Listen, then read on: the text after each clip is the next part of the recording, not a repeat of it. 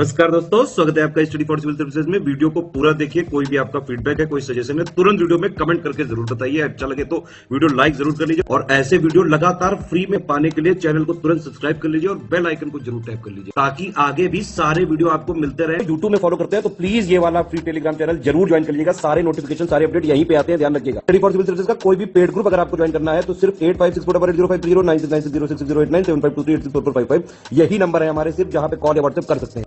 Instagram पे हमारा page जरूर फॉलो कर लीजिएगा, स्टडी फॉर सिविल .सर्विसेज है। ट्विटर पे हमको जरूर फॉलो कर लीजिएगा, @स्टडी फॉर सिविल्स है। यहां से हम देखेंगे क्लाइमेट चेंज और एनवायरनमेंट। देखिए, ये सबसे इंपॉर्टेंट सेक्शन है किसी भी पर्टिकुलर एग्जाम के लिए।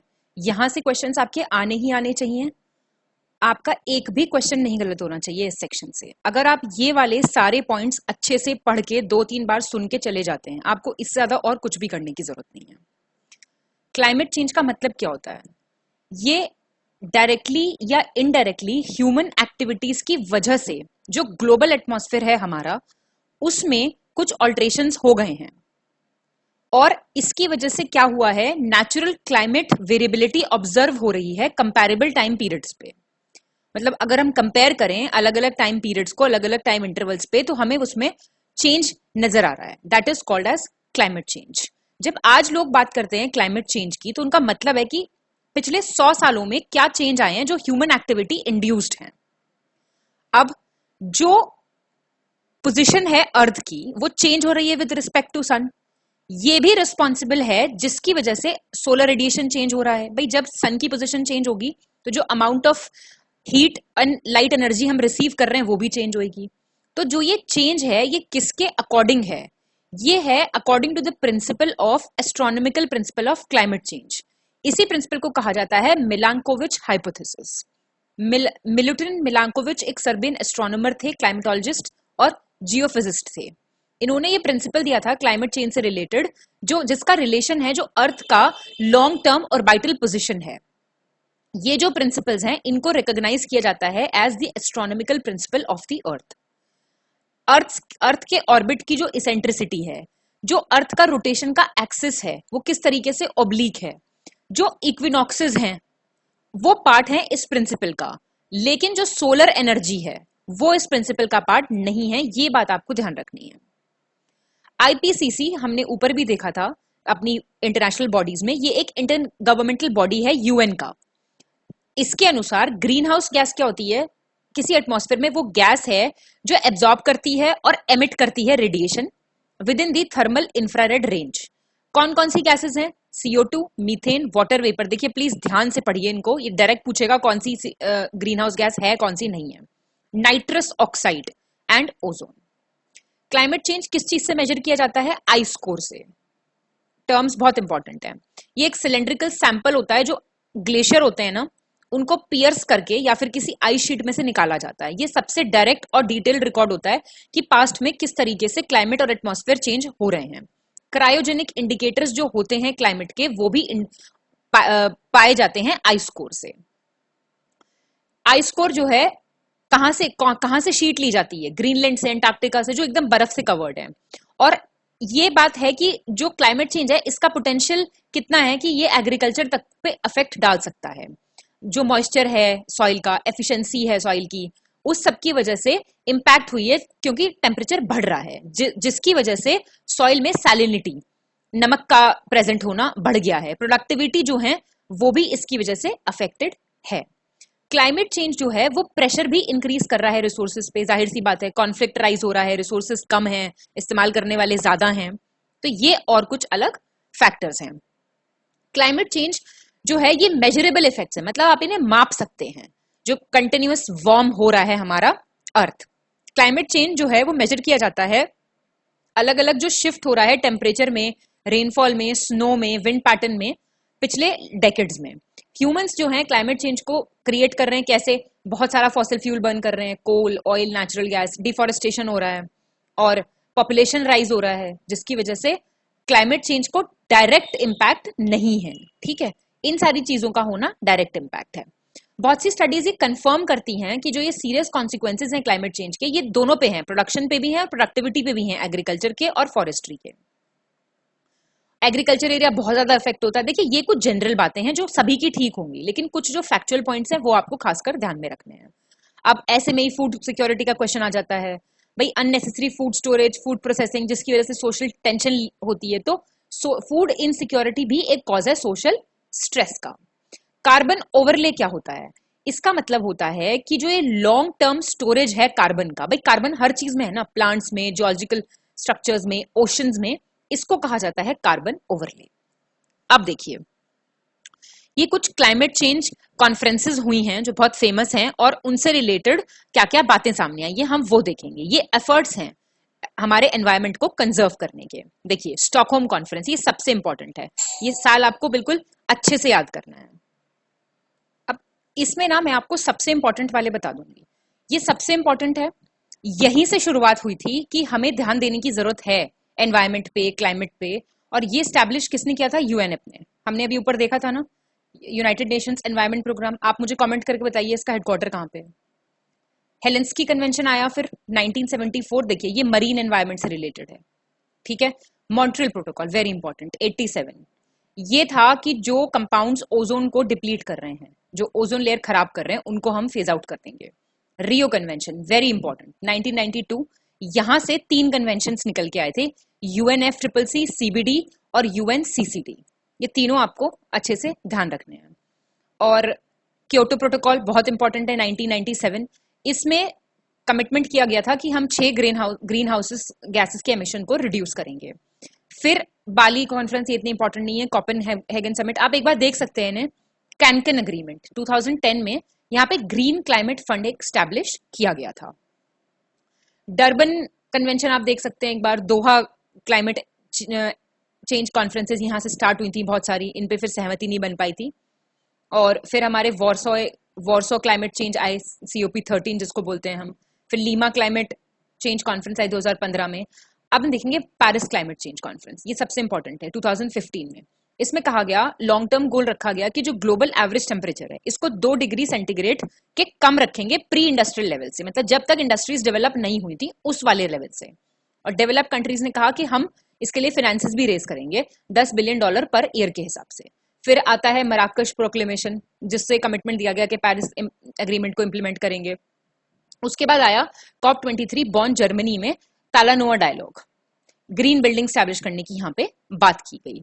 अब कैटोविस में हुआ फिर COP24 2018 में, यहाँ पे फिर पेरिस एग्रीमेंट को लेके बातें चलती रही।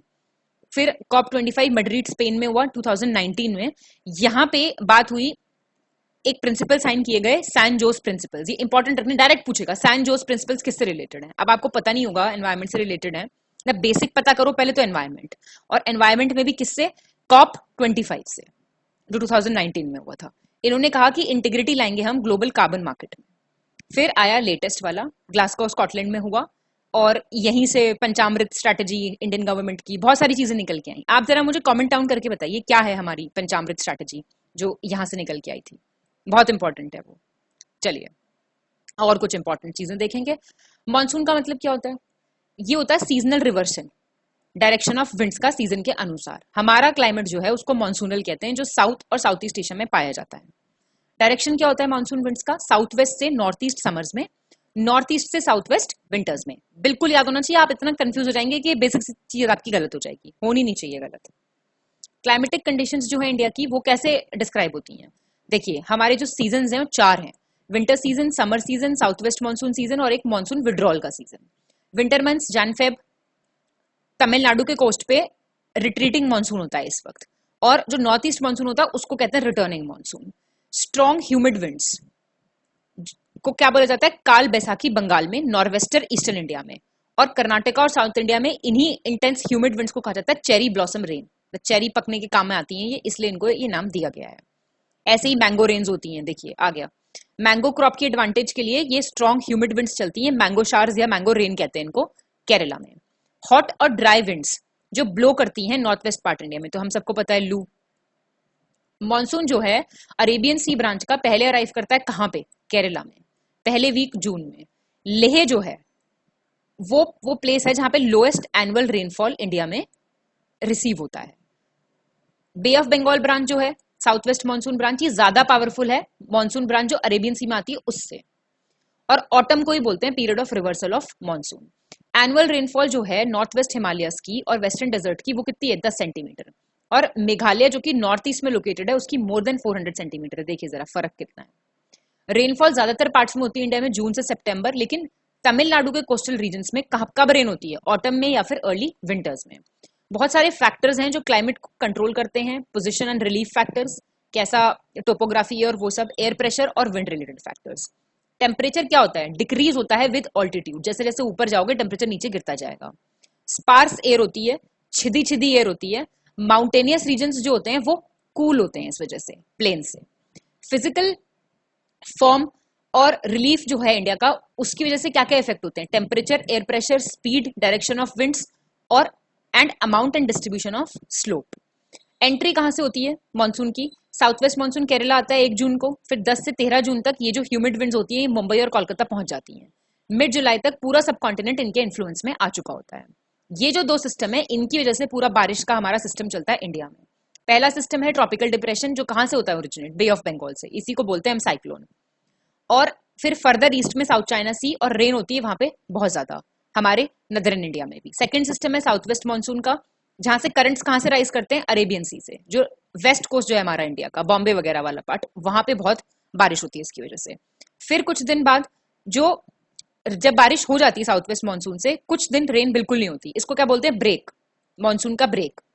और फिर होता है विड्रॉल, वापस जाना, लौटना।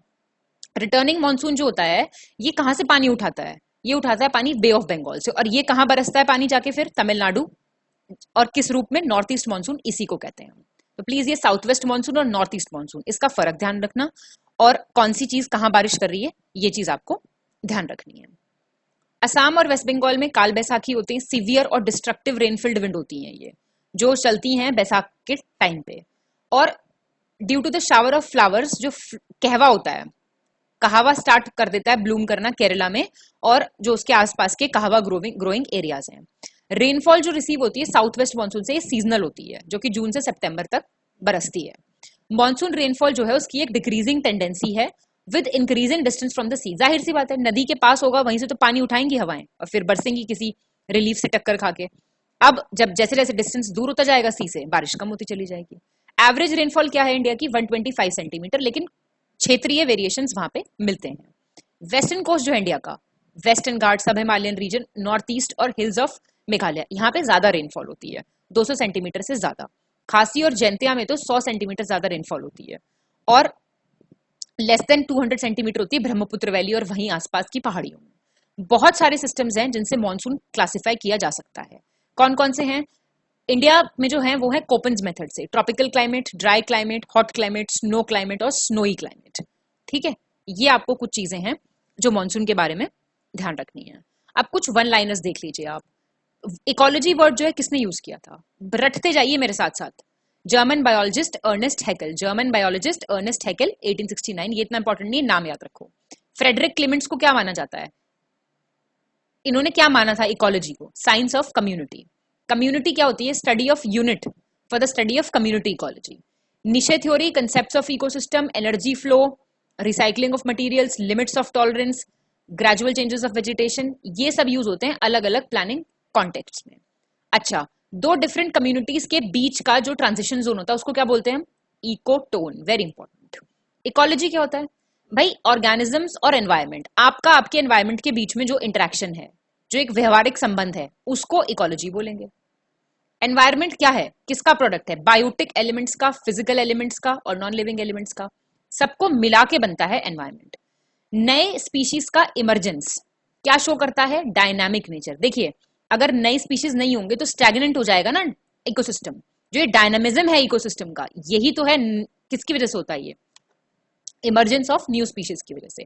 चार्ल्स डार्विन, इन्होंने क्या बोला, इन्होंने ओरिजिन ऑफ स्पीशीज दिया नेचुरल सिलेक्शन के कॉन्सेप्ट से, जो कि प्रोडिगैलिटी, स्ट्रगल फॉर एग्जिस्टेंस और सर्वाइवल ऑफ फिटेस्ट पे बेस्ड था। हम सबने पढ़ा है ये क्लास, मेरे ख्याल से 9th या 10th की बायोलॉजी की बुक में ये बहुत अच्छे से दिया होता था, स्कूल में हम सबने ये बात पढ़ी है।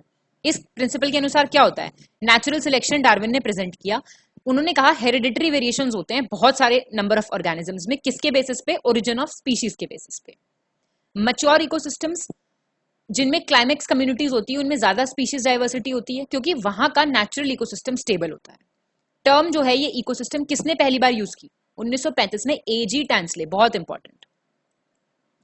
इकोसिस्टम एक डायनामिक सिस्टम है जिसमें बायोम है, हैबिटेट है, फिजिकल एनवायरनमेंट। अब एक लाइन लिखी आ जाए, ecosystem is a non dynamic system, tick मत माराना उस पर, बिल्कुल गलत बात है ये है सही, डायनामिक है वो। कॉन्सेप्ट तैयार करते चलो, यहाँ पे रटो मत बिल्कुल भी, कॉन्सेप्ट तैयार रहेगा, आपका एनवायरनमेंट का क्वेश्चन गलत नहीं होगा, मैं गारंटी दे रही हूँ आपको। एक स्पेशल ग्रुप ऑफ ऑर्गेनिजम्स किसी इकोसिस्टम में क्या कहलाता है? इकॉनिक। आइकॉनिक से याद कर लो, इकॉनिक, जैसे आइकॉनिक कोई चीज होती है ना, ऐसी इकॉनिक होता है। सोलर एनर्जी सबसे इंपॉर्टेंट कंपोनेंट है भाई, सूर्य की शक्ति तो सब कुछ है, जिससे सारी ड्राइविंग फोर्स है इकोसिस्टम की, इसी को तो बोलते हैं जेनेसिस ऑफ लाइफ। जो एनर्जी फ्लो हो रही है किसी इकोसिस्टम में, देखिए वो यूनी डायरेक्शनल है, वो बोलेगा बाई डायरेक्शनल है, गलत कर देना, यूनी डायरेक्शनल, एक डायरेक्शन में है और साइक्लिकल रूट्स में हो रहा है। ये जो कॉन्सेप्ट है ये कैसे डिफाइन किया जाता है? As a physiochemical gradient of a characteristic और ट्रेट ऑफ स्पीशीज किसी पर्टिकुलर ज्योग्राफिकल रेंज में। ये किस चीज से रिलेटेड होती हैं ये traits? PH variation, salinity variation, water density variation, chemical variation. सारे ऑटोट्रॉफिक प्लांट्स जो खुद से अपना खाना बनाते हैं और एल्गी, ये प्राइमरी प्रोड्यूसर्स की कैटेगरी में आते हैं, प्रथम प्रोड्यूसर्स हो गए। जो डीकॉम्पोजिशन का प्रोसेस है वो कौन कंप्लीट करते हैं? फंजाई और बैक्टीरिया। इकोसिस्टम में क्या होते हैं? प्रोडक्टिविटी में क्लोरोफिल रिच प्लांट्स होते हैं, कौन कौन से हैं वो? Mosses, grasses, trees. Reduction of carbon dioxide and oxidation of water कब होता है? फोटोसिंथेसिस के प्रोसेस में। देखिए कुछ लाइंस हैं जो आपको याद रखनी है। कई बार ऐसी जो लाइंस होती है ना, हमें जनरल बात पता होती है पर हम एग्जैक्ट लाइन में उसको नहीं बता पाते हैं, तो इसलिए ये आपको यहाँ पे दिए गए हैं। मेन फंक्शन क्या है प्लांट्स का? भाई फूड प्रोड्यूस करना और एनर्जी स्टोर करना पूरे इकोसिस्टम के लिए, इसीलिए ग्रीन प्लांट्स को क्या बोला जाता है? Primary producers. और डीकंपोजर्स को बोला जाता है स्कैवेंजर्स ऑफ नेचर। भाई ये सब कुछ सड़ा गला जितना भी है सबको मतलब भक्षण कर लेते हैं उसका। डिकम्पोजिशन जो है बहुत रैपिड है, जहां पे हाई टेम्परेचर है और ह्यूमिड क्लाइमेट है, भाई मॉइस्ट ट्रॉपिकल रीजन जैसे हो गए। रेट ऑफ डिकम्पोजिशन कैसे डिक्रीज होता है? With the amount of lignin, saccharide और चिटिन जब ज्यादा होते हैं। दोनों बातें याद रखना, देखो ये दोनों के नाम, एक और ये दो नाम दोनों के याद रखना। अब जो डेट्रिटस होता है वो क्या होता है? वो काफी रिच होता है नाइट्रोजन में और लो होता है किसमें? लिग्निन में, तो वो डिकम्पोज करता है थोड़ा जल्दी। वर्ल्ड का सबसे बड़ा और सबसे स्टेबल इकोसिस्टम, सबसे इंपॉर्टेंट लाइन, सबसे इंपॉर्टेंट, स्टार बना लो इस पे, दो याद रखना है कौन सा है, सी या ओशन। बायोस्फीयर में क्या होते हैं? सारे इकोलॉजिकल एलिमेंट्स होते हैं किसी ज्योग्राफिकल एरिया के, जो एक यूनिट की तरह साथ हैं। क्लोरोफिल क्या होता है? ये फोटोसेंसिटिव एजेंट है, जो फोटोसिंथेसिस हो रहा है ना वो क्लोरोफिल जिन प्लांट्स में है उनमें हो रहा है। मैग्नीशियम कहाँ होता है? क्लोरोप्लास्ट में होता है, लीव्स के, वेरी इंपॉर्टेंट, स्टार बना लो। मैग्नीशियम कहाँ होता है? लीव्स के क्लोरोप्लास्ट में। अब जो फोटोसिंथेसिस है वो कब फास्ट हो जाएगा? ब्लू और रेड लाइट में, स्टार बना लो। एनर्जी फ्लो और मिनरल साइकिल को पंपिंग हार्ट कहते हैं इकोसिस्टम का। सबसे कम फोटोसिंथेसिस कहां होता है? वायलेट लाइट में, और सबसे ज्यादा कहां देखा था अभी? रेड लाइट में, फिर से स्टार बना लो। फोटोसिंथेसिस कहां पे होता है? क्लोरोप्लास्ट पे होता है, अभी देखा था, और उस क्लोरोप्लास्ट में क्या होता है? मैग्नीशियम। प्लांट्स में क्लोरोफिल कहां होता है? लीव्स में, तो लीफ को क्या बोलेंगे? Photosynthetic organ. पूरी जो बॉडी है एल्गाe और हाइड्रिला की, वो जो पानी में मिलता है ये फोटोसिंथेटिक होता है, तभी तो हमने देखा था ऊपर ये प्राइमरी प्रोड्यूसर्स कहलाते हैं। जो लाइट रिएक्शन हो रही है फोटोसिंथेसिस में वो कहां हो रही है? ग्रैना में हो रही है, क्लोरोप्लास्ट के। तो क्लोरोप्लास्ट में तो हो ही रही है लीफ के, उसके भी ग्रैना में हो रही है। और जो ये डार्क रिएक्शन है फोटोसिंथेसिस का वो कहां हो रहा है? स्ट्रोमा में। प्लीज स्टार बनाइए इस पे, याद कीजिए इसको, अभी के अभी याद कर लीजिए। जैसे हम बढ़ते हैं लो लाइट इंटेंसिटी से हायर लाइट इंटेंसिटी की तरफ, फोटोसिंथेसिस का रेट क्या हो जाएगा? बढ़ जाएगा, क्योंकि ज्यादा लाइट अवेलेबल होगी और इन रिएक्शंस को कैरी करने के लिए। इस पे भी स्टार बनाओ, बहुत इंपॉर्टेंट है। जो रेट ऑफ ग्रोथ है बायोमास का किसी पर्टिकुलर रीजन में, उसको क्या कहते हैं? प्रोडक्टिविटी। और total amount of gross biomass, उसको क्या बोलेंगे? किसी रीजन में जो प्रोड्यूस हो रहा है पर्टिकुलर टाइम पे। बायोमास किस में मेजर होता है? ड्राई मास, सूखा मास कितना है। लोएस्ट नेट प्राइमरी प्रोडक्टिविटी कहां पे होती है? कंप्लीट डेजर्ट्स, जो बेयर रॉकी पार्ट्स हैं, ग्लेशिएटेड एरियाज हैं, भाई वहां पे जब है ही नहीं ज्यादा लोग, जीव जंतु, तो क्या वहां पे प्राइमरी प्रोडक्टिविटी होगी? अच्छा, डिक्रीजिंग डिक्रीजिंग प्रोडक्टिविटी का किसी इकोसिस्टम में क्या है, मतलब सबसे ज्यादा कहाँ होगी प्रोडक्टिविटी? मैनग्रोव्स में, फिर ग्रासलैंड्स में, और फिर लेक्स, और फिर oceans. Gross primary productivity summer में ज्यादा होती है विंटर से। प्लीज ध्यान रखिए इन बातों को, ये बहुत इंपॉर्टेंट लाइन लिखी है, इन्हें कोई रैंडम लाइन समझ के इग्नोर मत करना, क्वेश्चन आएंगे आपके यहीं से। वाटर क्या है? एक लिमिटिंग फैक्टर है, कहां पे? हॉट एरिड डेजर्ट रीजन्स में। और सनलाइट और टेम्परेचर कहां पे हैं लिमिटिंग फैक्टर्स? पोलर रीजन्स में। 10% रूल वेरी इंपॉर्टेंट, किसने दिया था ये? एक बायोलॉजिस्ट थे लिंडमैन नाम के।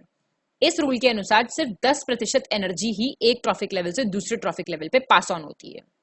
फूड चेन की शुरुआत कहां से होती है भाई? प्रोड्यूसर्स से होगी, प्लांट से होगी। Number of species, gross biomass और एनर्जी एक्सेसिबिलिटी जो है और अवेलेबिलिटी डिक्रीज होती है एक के बाद एक ट्रॉपिक लेवल से, जैसे हम जाते हैं फूड चेन में, और इसी से बनते हैं इकोलॉजिकल पिरामिड। प्लांट्स क्या करते हैं? लाइट एनर्जी को कौन सी एनर्जी में कन्वर्ट करते हैं? केमिकल एनर्जी में, इसलिए इनको बोलते हैं ट्रांसड्यूसर्स या फिर कन्वर्टर्स। हर्बीवोर्स सबसे ज्यादा एनर्जी कहां से रिसीव कर रहे हैं? 10% रूल में सबसे ज्यादा हर्बीवोर्स कर रहे हैं, और जो टॉप के कंज्यूमर्स है ऊपर तक जाते जाते सबसे कम हो जाएगी एनर्जी, तो सबसे कम करेंगे। जियोकेमिकल साइकिल क्या होती है? जो एलिमेंट्स का ट्रांसफर होता है हमारे इन और आउट इकोसिस्टम से, उसको बोलते हैं हम जियोकेमिकल साइकिल। फोटोकेमिकल स्मॉग जो है कैसे होता है? सनलाइट की प्रेजेंस में होता है, रिएक्शन होता है NO2 और O2 के बीच में, और पेरीऑक्सासेटाइल नाइट्रेट इसके बीच में। पिरामिड जो है बायोमास का, वो किस चीज का आइडिया देता है? प्रोडक्टिविटी का आइडिया देता है अलग अलग इकोसिस्टम्स में। रेट ऑफ ऑक्सीजन प्रोडक्शन और जो प्लांट्स कंज्यूम कर रहे हैं, ये किस पे डिपेंड करता है? कैसा रेट है फोटोसिंथेसिस का, किस तरह से रेस्पिरेशन हो रहा है। और रेट ऑफ फोटोसिंथेटिक एब्जॉर्प्शन जो कार्बन डाइऑक्साइड का होता है वो ज्यादा होता है दिन में as compare to rate of respiration जो रिलीज हो रहा है कार्बन डाइऑक्साइड, उससे एब्जॉर्ब ज्यादा हो रहा है, रिलीज कम हो रहा है। इसकी वजह से ग्रेटर अमाउंट ऑफ ऑक्सीजन होती है by photosynthesis than the amount needed for respiration. Highest level of consumers जो है फूड चेन में ग्रासलैंड के, उनको क्या बोलते हैं? कार्निवोर्स। सबसे इंपॉर्टेंट मेंबर जो है फोर्थ ट्रॉपिक लेवल का, वो कौन है? वो हम लोग हैं, ह्यूमंस। बायोस्फीयर को कंसिडर किया जाता है as the largest biological system. Biosphere example है, देखिए ओपन सिस्टम का, ये लाइन बहुत इंपॉर्टेंट है, ये ओपन सिस्टम वर्ड बहुत इंपॉर्टेंट है, जहां पे कांस्टेंट इनपुट और इनफ्लो हो रहा है एनर्जी का और आउटफ्लो हो रहा है सब्सटेंसेस का। और अर्थ क्या है? अर्थ एक क्लोज सिस्टम है जहां पे मटेरियल साइकिल हो रहा है, लिथोस्फीयर, अर्थ, एटमॉस्फेयर, हाइड्रोस्फीयर, बायोस्फीयर, इन सबको मिलकर बना है हमारा इकोस्फीयर। क्रस्ट और अपर मोस्ट पार्ट जो है मेंटल का, उससे बनता है लिथोस्फीयर। लिथो का मतलब होता है रॉक। जो कोर है, इनर मोस्ट पार्ट अर्थ का, उसको बोलते हैं ब्रायोस्फीयर। नॉर्मली जो हम अर्थ के सरफेस से अर्थ के इंटीरियर पे जाते हैं तो टेम्परेचर इंक्रीज होता है 1 डिग्री पर 32 मीटर ऑफ डेप्थ के हिसाब से। इग्नियस रॉक्स को क्या बोलते हैं? प्राइमरी रॉक, क्योंकि ये सबसे पहले बनी थी। ये बेसिक रॉक्स हैं, लेयर्ड और मेटामॉर्फिक इन्हीं से बनती हैं, और इनमें कोई डेड ऑर्गेनिजम्स नहीं होते हैं। स्टार बनाओ इस पे, वो लिख के देगा igneous rocks contains remains of dead organisms, आप ठीक कराओगे, ये याद रखनी है बात। 75% जो है सरफेस का वो कवर्ड है सेडिमेंट्री रॉक से, और बाकी का 25% इग्नियस और मेटामॉर्फिक। देखो सबसे ज्यादा कौन सी है फिर? सेडिमेंट्री। इग्नियस और मेटामॉर्फिक 95% कंट्रीब्यूशन दे रहे हैं क्रस्ट के फॉर्मेशन में, और सेडिमेंट्री सबसे कम दे रहे हैं, देखो सबसे ज्यादा होने के बावजूद भी।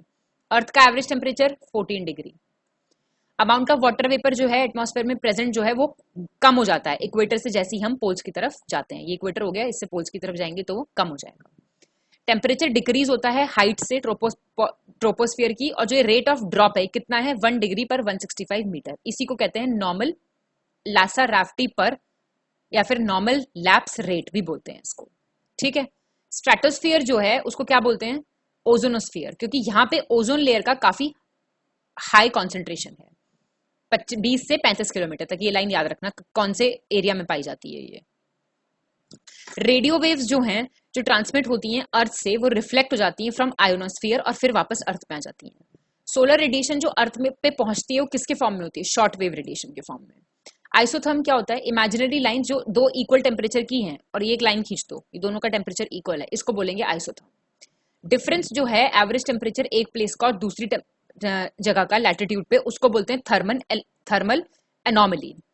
मैक्सिमम टेम्परेचर एनोमली कहाँ है? नदरन हेमिस्फेयर में, क्योंकि ज्यादा एक्सपेंशन है यहाँ पे टेरिटोरियल रीजन का, और सदर्न हेमिस्फेयर में क्योंकि ज्यादा एक्सपेंशन है एक्वेटिक रीजन का, लेस टेम्परेचर अनोमली होती है।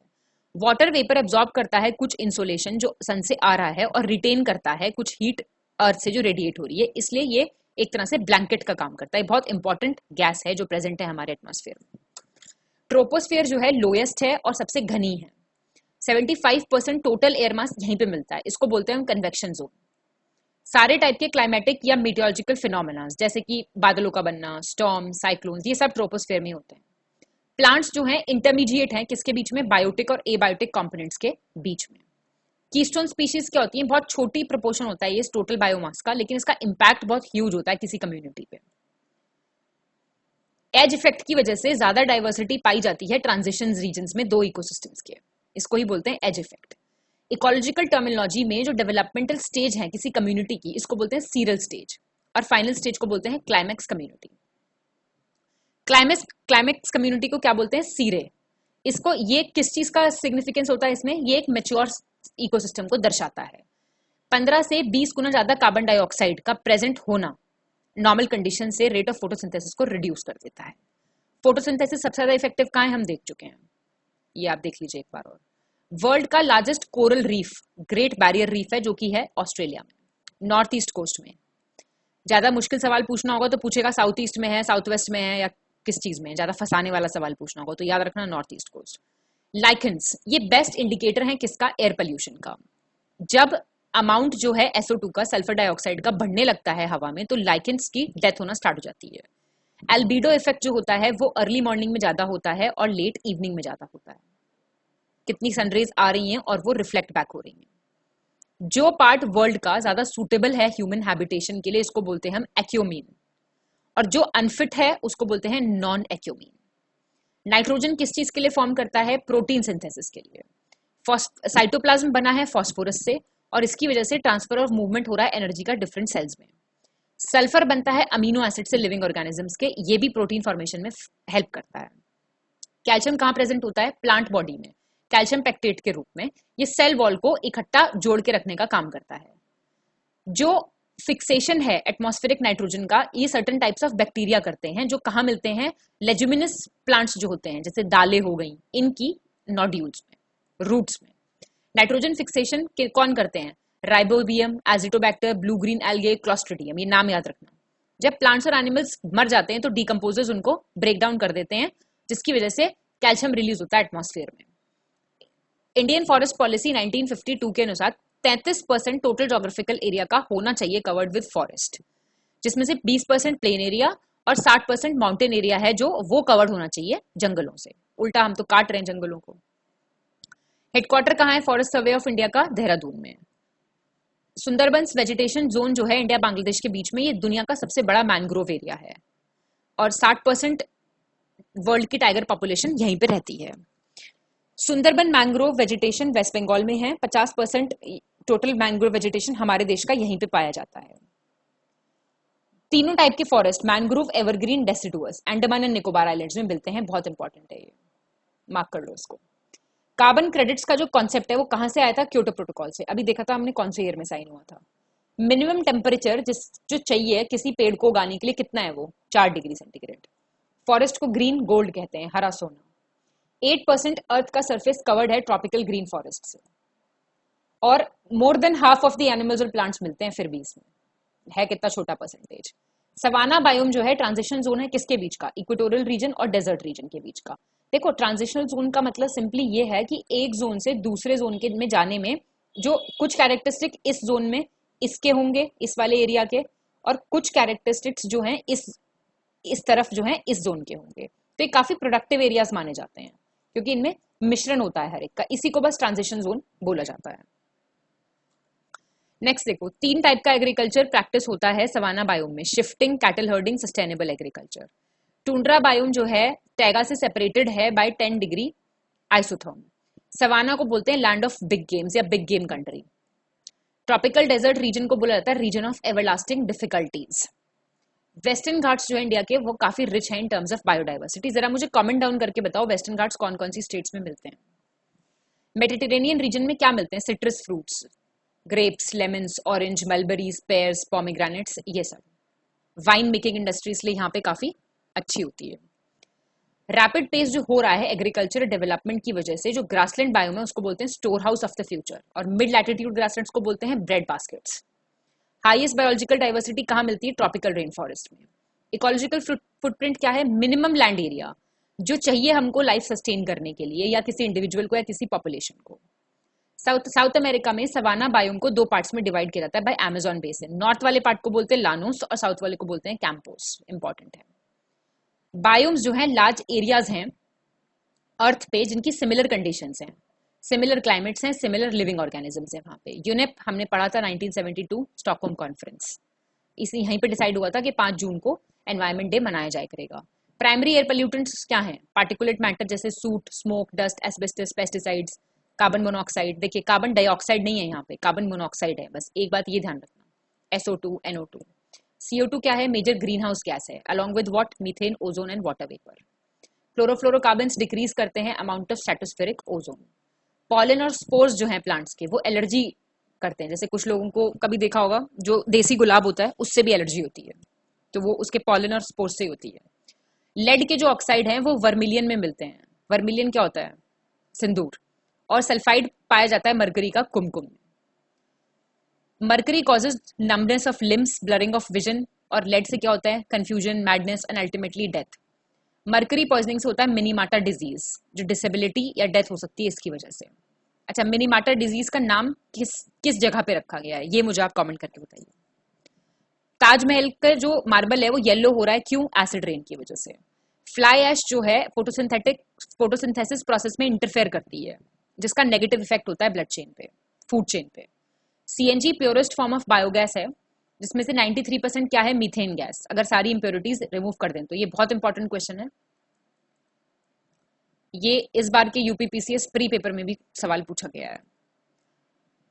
इंडिया का पहला बायो CNG फ्यूल प्लांट कहाँ पे लगा था? पुणे, महाराष्ट्र में। एवरेज कॉम्पोजिशन क्या होता है बायोगैस का? फिर से इंपॉर्टेंट है ये। मीथेन, कार्बन डाइऑक्साइड, ये इतना कंफ्यूजन हो जाता है ना जब हम पेपर दे रहे होते हैं, तो यहीं पे ढंग से पढ़ के जाना, जैसे बिल्कुल कंफ्यूजन ना हो, पता हो आपको कौन सी गैस है, मीथेन है, ब्यूटेन है, कौन सी है।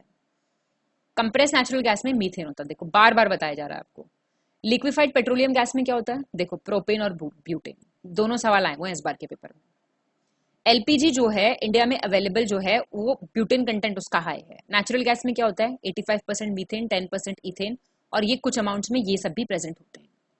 जो अनप्लेजेंट ओडरस सब्सटेंस डाला जाता है LPG में, वो क्या डाला जाता है? इथाइल मरकैप्टन, इसी की स्मेल आती है हमें, अदरवाइज अपना खुद का गैस की कोई स्मेल नहीं होती है। गैसोहोल कहाँ से ऑब्टेन होता है? शुगर केन जूस से, गन्ने के रस से। पोटेंशियल एरियाज कौन से हैं टाइडल एनर्जी के? Gulf of Kutch, gulf of Khambhat Gujarat में, दुर्गादौनी और सुंदरबंस इन वेस्ट बंगाल।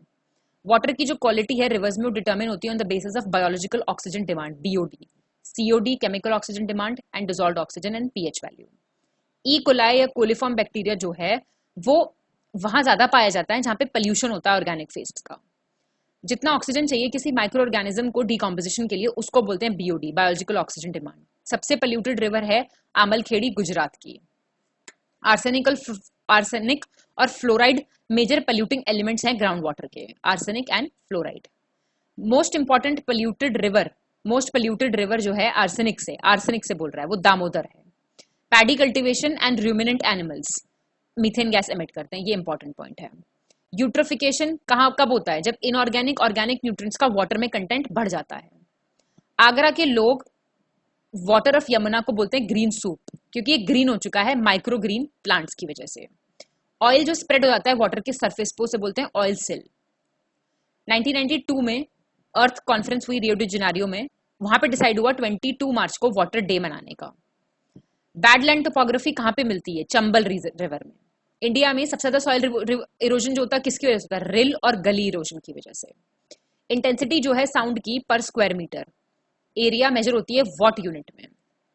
डेसिबल किसकी यूनिट है इंटेंसिटी ऑफ साउंड को मेजर करने की? अल्ट्रासोनिक वेव से क्या पता लगता है कितना गहरा कोई ओशन है?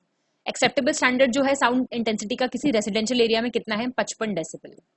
हैवी मेटल्स कैडमियम ये प्रेजेंट होते हैं प्लास्टिक के पिगमेंट्स में और ये कार्सिनोजेनिक होते हैं, मतलब कि कैंसर कॉजिंग होते हैं। मेजरमेंट रेडियो एक्टिव पोल्यूशन की कैसे होती है? रॉटन गन से। सबसे डेंजरस टाइप का पोल्यूशन रेडियो एक्टिव पोल्यूशन, जो एबिलिटी होती है बैकग्राउंड रेडिएशन को एब्जॉर्ब करने की वो ज्यादा होती है राइस में, ब्रिंजल में और बीन्स में। कोबाल्ट जो होता है ब्लड में एब्जॉर्ब हो जाता है और टिश्यू बोन्स इन सबको डैमेज कर देता है। भोपाल गैस ट्रेजेडी किसकी वजह से हुई थी? Methyl isocyanide. एसिड रेन क्यों होती है? ज्यादा हो जाता है सल्फर डाइऑक्साइड एटमॉस्फेयर में। एरोसोल्स क्या होते हैं? ये सॉलिड सब्सटेंसेस होते हैं जो हवा में तैर रहे होते हैं। सबसे कॉमन इंडिकेटर वाटर पोल्यूशन का क्या है? बैक्टीरियम इकोलाई, हम देख चुके हैं। और एक्सेस ऑफ नाइट्रोजन की वजह से यूट्रोफिकेशन होता है। बायोफिल किससे मिलता है? जट्रोफा के बीजों से। रिएक्शन जो है NO2O3 और पेरोऑक्सीसेटाइल नाइट्रेट के बीच में, ये फोटोकेमिकल स्मॉग हम देख चुके हैं। गंगा का वाटर जो है वो नहीं बनता है इम्प्योर या पल्यूटेड बहुत दिन तक, क्योंकि वहां पे प्रेजेंट है कोलिफॉर्म बैक्टीरिया। मोटर व्हीकल के पोल्यूशन टेस्ट में अमाउंट ऑफ लेड और कार्बन पार्टिकल्स मेजर किए जाते हैं। ग्रीन इंडेक्स कैसे डेवलप हुआ? यूनेप ने करा। स्वीडन पहला कंट्री था जिन्होंने अपनी ट्रेन्स को रन किया बायोगैस पे। यूनाइटेड स्टेट्स ने सक्सेसफुल है वो बायोफ्यूल बनाने में, किससे? इकोलाई बैक्टीरिया से। वर्ल्ड का वर्ड जो है ये बायोडाइवर्सिटी किसने कॉइन किया था? WG Rosen. इंपॉर्टेंट है ये। जेनेटिक डाइवर्सिटी किसी कम्युनिटी की कहां पे ज्यादा होगी? जब ज्यादा स्पीशीज प्रेजेंट होंगी किसी कम्युनिटी में। बायोलॉजिकल डाइवर्सिटी कम्युनिटी की कैसे डिस्क्राइब होती है? Bye it's species diversity. तरह तरह के लोग हैं ना दुनिया में, जीव जंतु, स्पीशीज में सब कुछ आ गया। Tropical rain forest store house है बायोडाइवर्सिटी का। कोरल रीफ्स को कहा जाता है रेन फॉरेस्ट सी का। सुंदरबन वर्ल्ड का लार्जेस्ट मैंग्रोव फॉरेस्ट है जहां पे सुंदरी ट्री मिलता है, इसी के नाम पे इसका नाम पड़ा हुआ है। 2 साइट्स इंडिया की जो मॉन्ट्रिक्स रिकॉर्ड में इंक्लूडेड हैं, कियोलाडो नेशनल पार्क राजस्थान और लोकतक लेक मणिपुर। देखिए अब जो 2011 से 20 का जो ये डेकेड है, ये जो दशक है, इसको यूनाइटेड नेशंस ने बोला decade for biodiversity and United Nations decade against desertification. जो बायोलॉजिकल डाइवर्सिटी होती है वो इंक्रीज होती है। वर्ड्स इंक्रीज डिक्रीज ध्यान रखना है आपको, जैसे जैसे हम पोल से इक्वेटर की तरफ जाते हैं। और ये जो इंक्रीज है ये कहां पे होता है? जैसे हम हायर माउंटेन रीजन से लोअर रीजन की तरफ आते हैं। देखिए ज्यादा ठंड होगी तो ज्यादा बायोडाइवर्सिटी नहीं होगी, बस सिंपल सा लॉजिक है। किसी डाइवर्सिटी, किसी ऑर्गेनिज्म की जो डाइवर्सिटी है जो सेम हैबिटेट में रहता हो, सेम जगह पे रहता हो। हैबिटेट क्या होता है? अभी आप एक घर पे रहते हैं, वो आपका हैबिटेट है, या आप किसी कॉलोनी में रहते हैं तो वो एक आपका एक्सटेंडेड हैबिटेट हो गया। तो अगर 2 लोग सेम हैबिटेट शेयर कर रहे हैं तो उसको बोलते हैं अल्फा डाइवर्सिटी। जो बायोडाइवर्सिटी हॉटस्पॉट्स का कॉन्सेप्ट था वो लाए थे नॉर्मन मायर्स 1988 में। IUCN जो है वो रेड डेटा बुक इशू करता है जिसमें ये पता चलता है कौन से एनिमल, प्लांट स्पीशीज एंडेंजर्ड हैं, वनरेबल हैं। 1969 से ये इशू होती है। जब किसी जगह पे, पर्टिकुलर जगह पे बोला जाए कि आप सेम जगह पे किसी चीज को कंजर्व करो, उसको बोलते हैं इन सीटू कंजर्वेशन। जैसे नेशनल पार्क्स हो गए, वाइल्ड लाइफ सेंचुरीज हो गए। इंडिया का पहला बायोस्फीयर रिजर्व 1986 में स्टैब्लिश हुआ था जिसका नाम था Nilgiri biosphere reserve. Botanical survey of India और जूलॉजिकल सर्वे ऑफ इंडिया दोनों के हेडक्वार्टर्स कहां पे हैं? कोलकाता में। NBA national biodiversity authority Chennai में है। वैली ऑफ फ्लावर्स कहां पे है? चमोली में, उत्तराखंड। इंटरनेशनल बायोडाइवर्सिटी डे कब मनाया जाता है? 22 मई को। और ये डिक्लेरेशन कहां हुआ था? नैरोबी कॉन्फ्रेंस में। आप मुझे कमेंट करके बताइए कि इस साल 22 मई की जो थीम थी इंटरनेशनल बायोडाइवर्सिटी डे की, वो थीम क्या थी? ये करंट वाले आपको एनवायरमेंट से रिलेटेड सारे नोट करके रखने हैं। पहला 1935 में प्रोटेक्टेड एरिया स्टार्ट हुआ कहां पे? हेली नेशनल पार्क, जिसको अभी हम जानते हैं जिम कॉर्बेट के नाम से। National wild life action plan कब आया? 1983 में। सिक्योर हिमालय प्रोजेक्ट ये कहां पे है? हिमालयन स्टेट्स में होगा, जम्मू कश्मीर, हिमाचल प्रदेश, उत्तराखंड और सिक्किम। अब वो लिख के भेजेगा आपको पेपर में अरुणाचल प्रदेश भी है इसमें, तो आप उसको गलत कर देंगे। कंफ्यूज नहीं होना इन चीजों में। राइनोसिरोस प्रोजेक्ट कहां पे चलता है? दुधवा नेशनल पार्क में। किलाडो घना bird sanctuary world heritage list में इंक्लूडेड है। साइबेरियन क्रेन्स के लिए ये फेमस है। वर्ल्ड वाइल्ड लाइफ फंड का जो सिंबल है वो क्या है? पांडा।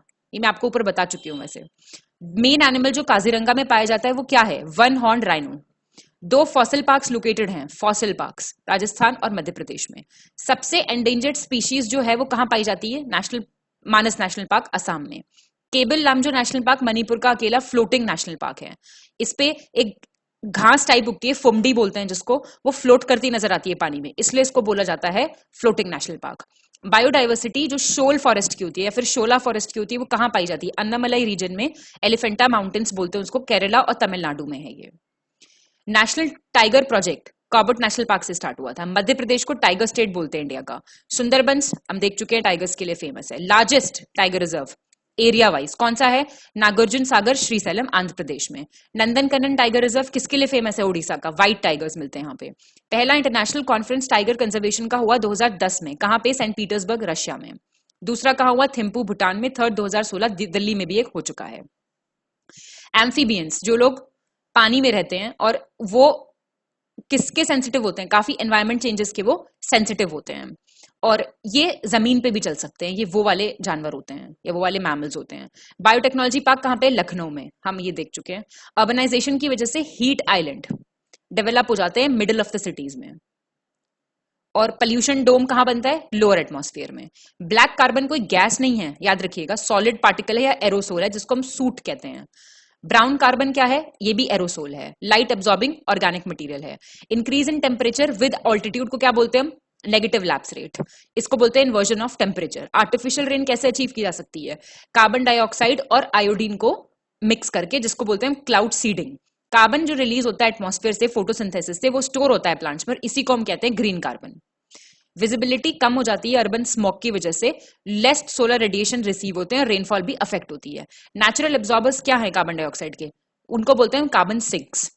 ओशंस और फॉरेस्ट इसका एक एग्जांपल है। कोरल रीफ को क्या बोलते हैं हम? Tropical rain forest of the oceans. Solomon islands जो हैं पैसिफिक ओशन में, वो सिंक होने वाले हैं क्योंकि वाटर लेवल बहुत राइज कर रहा है वहां पे। सुपरसोनिक जेट्स जो उड़ाए जाते हैं वो किसको डैमेज करते हैं? ओजोन लेयर को। ओजोन लेयर में होल कब आइडेंटिफाई हुआ था? 1985 में एंटार्क्टिका में। एजेंडा 21 किससे रिलेटेड है? सस्टेनेबल डेवलपमेंट से। ऐसा डेवलपमेंट जिससे आज की जरूरतें भी पूरी हो जाए और आने वाली जनरेशन की भी जरूरतें पूरी होती रहें। ऐसा नहीं आज ही यूज करके सब खत्म कर दिया हमने। ब्राउन एयर टर्म किसके लिए यूज होती है? फोटोकेमिकल स्मॉग के लिए। आइस कोर्स हम देख चुके हैं। मॉन्ट्रियल एग्रीमेंट देख चुके हैं हम।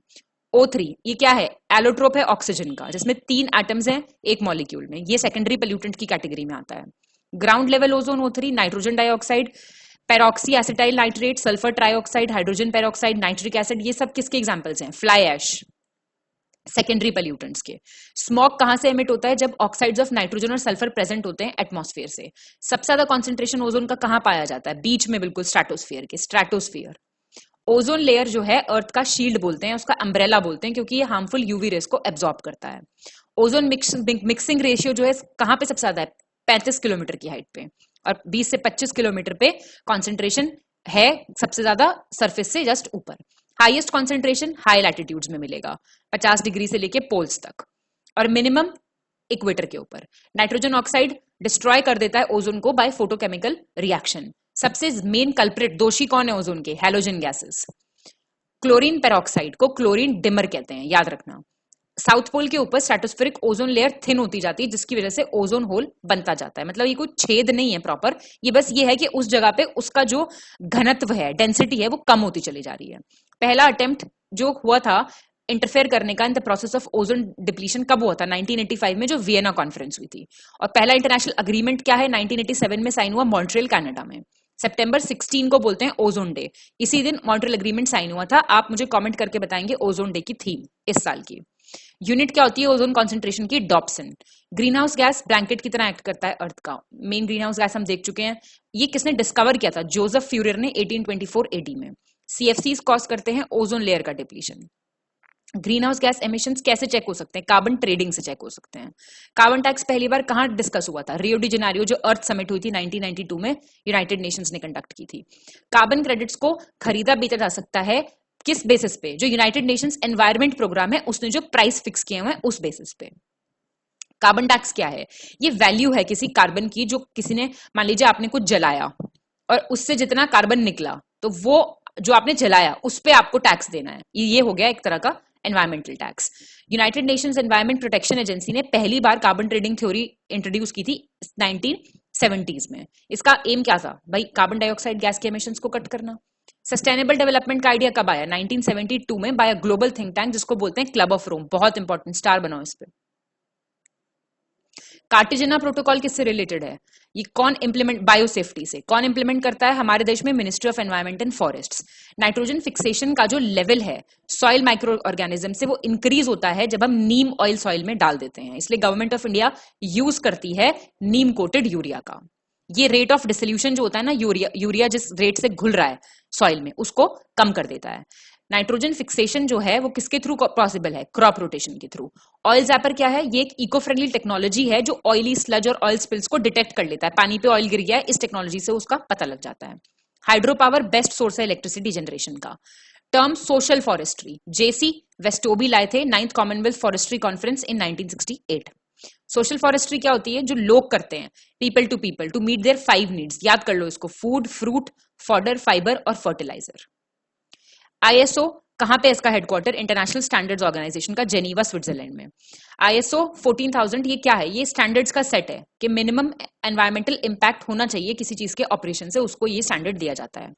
सुंदरलाल बहुगुणा किसके प्रोपोनेंट थे? चिपको मूवमेंट के। ग्रीन पीस क्या है? एक इंटरनेशनल मूवमेंट है जिसका एम है कि प्रॉब्लम सॉल्व करना जो एनवायरमेंट से रिलेटेड है।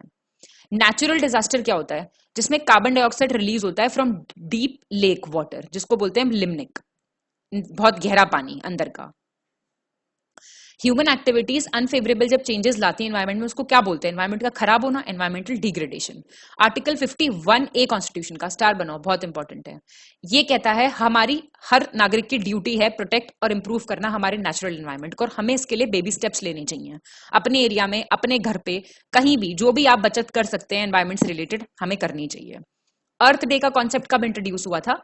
अमेरिकन एनवायरमेंटलिस्ट थे जॉन मैकॉलन, यूनेस्को की कॉन्फ्रेंस में सैन फ्रांसिस्को में किया था ये इंट्रोड्यूस 1969 में। यूनाइटेड नेशंस ने डिसाइड किया था इंटरनेशनल अर्थ डे मनाना 22 अप्रैल से, सिंस 2009। सेम टास्क, आप मुझे थीम बताएंगे। इंडियन कॉन्स्टिट्यूशन पहला कॉन्स्टिट्यूशन है वर्ल्ड का जिसने स्पेसिफिक प्रोविजन डाला हुआ है एनवायरमेंट प्रोटेक्शन का। 48A क्या कहता है? 42nd कॉन्स्टिट्यूशन अमेंडमेंट से इसको एक्ट किया था कि हम जो है एनवायरमेंट को बचाएंगे। शेड्यूल 7 कॉन्स्टिट्यूशन का प्रोवाइड करता है, एम्पावर करता है यूनियन स्टेट्स को कि आप लॉस बनाइए जिससे हमारा एनवायरमेंट प्रोटेक्ट रह सके। सिंपलेस्ट एक्सप्रेशन ग्रीन इकोनॉमी क्या है? एक low carbon, resource efficient, inclusive economy. Madras crocodile bank trust पहला प्रोटेक्टेड क्रोकोडाइल ब्रीडिंग सेंटर है एशिया का। बंगारी मिथाई को नोबेल प्राइज मिला 2004 में, जिन्होंने ग्रीन बेल्ट मूवमेंट चलाया था। Rajiv Gandhi wild life conservation award country का बेस्ट अवार्ड है for wild life conservation. Adopt a wild life scheme, ये नंदनकनन जू ओडिशा से लॉन्च हुई थी। साइलेंट वैली क्या है? ट्रॉपिकल एवरग्रीन फॉरेस्ट है केरला के। ऑमनीवोर्स जो है वो हाईएस्ट न्यूट्रिशनल वैल्यू रिसीव करते हैं सारे न्यूट्रिशन लेवल्स में, हमने देखा था ट्रॉपिक लेवल्स में। ग्रीन वॉश क्या होता है? वुडेड एरिया जो है, जो लाइट ग्रीन कलर में शो किया जाता है फॉरेस्ट सर्वे पे, उसको बोलते हैं ग्रीन वॉश। ये यूज होता है as a substitute to RFA in respect of दो स्टेट्स एंड यूटीज जिनके पास यूजेबल डिजिटाइज्ड बाउंड्रीज नहीं है। बायोस्फीयर लार्जेस्ट इकोसिस्टम है अर्थ का। अर्थ एक क्लोज सिस्टम है जहां पे ये लिथोस्फीयर, एटमॉस्फेयर, हाइड्रोस्फीयर, बायोस्फीयर के बीच में इंटरेक्शन चल रहा है। इकोलॉजिकल फुटप्रिंट को मेजर करने की यूनिट क्या होती है? Global hectares. ये टर्म्स बहुत इंपॉर्टेंट है। अच्छा, स्टैग्नेंट वाटर हैबिटेट्स जो होते हैं, लेंटिक जिनको बोलते हैं, मतलब जहां पे पानी ठहरा रहता है, wetlands, ponds, lakes, reservoirs. Pycnocline क्या होता है? डेंसिटी ग्रेडियंट है किसी वाटर बॉडी का। और हेलोक्लाइन क्या होता है? सैलिनिटी ग्रेडियंट है, कितना नमक डिसॉल्व है। थर्मोक्लाइन क्या होता है? जहां टेम्परेचर चेंज होता है डेप्थ के साथ, गहराई के साथ, जैसे जैसे टेम्परेचर बदलता है। यूकेलिप्टस को दुश्मन माना जाता है एनवायरमेंट का क्योंकि बहुत ज्यादा पानी कंज्यूम करता है। वाटर लेवल्स उस सॉइल का बहुत नीचे चला जाता है जहां ये लगाया जाता है, और ऑस्ट्रेलिया में बहुत मिलता है ये। आर्किडेक ईड नायस, इन्होंने कॉइन किया था term deep ecology, very important. Star 1973।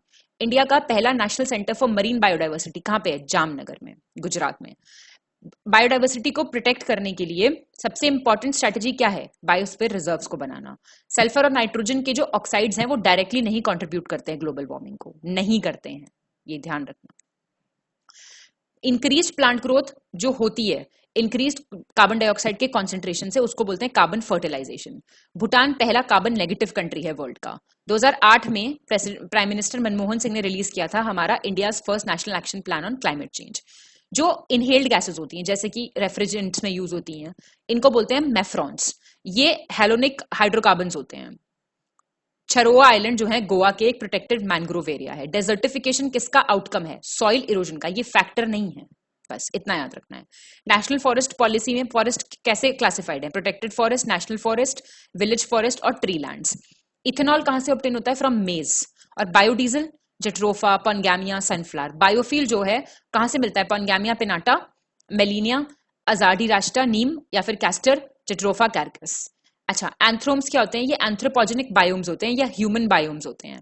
ये सिग्निफिकेंट इकोलॉजिकल पैटर्न्स हैं जो क्रिएट होते हैं। कैसे? भाई जो इंटरेक्शंस चल रहे हैं ह्यूमंस और इकोसिस्टम के बीच में, उनसे जो बन के आता है उसको हम बोलते हैं एंथ्रोम्स।